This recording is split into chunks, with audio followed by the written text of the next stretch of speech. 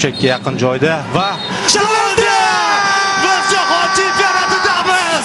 Jahon chempionati! Tabriklar! Do'stlar, orzuyimizga yetdik. 34 yil orzu qildik va bunga erishdik. Mehnat, shuncha sabr. Barchangizni tabriklaymiz. Butun O'zbekistonni. Bu hammamizning g'alabamiz. Har biringizning g'alabangiz. Siz ekran qarshisida ko'rayotgan har bitta tomoshabin, bu sizning g'alabangiz. O'zbekiston isbotladi. Biz futbolda ham Osiyoda eng zo'rlardan birimiz. Ha, ramziy ma'noda O'tkir Yusupovni bizga ko'rsatishyapti. U bugungi uchrashuvning qahramoni.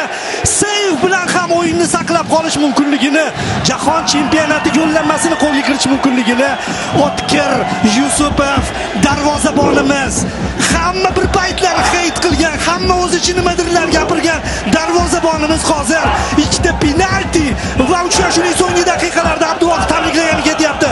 Qutqarib mundial ishtirokchisiga aylantirmoqda terma jamoamizni.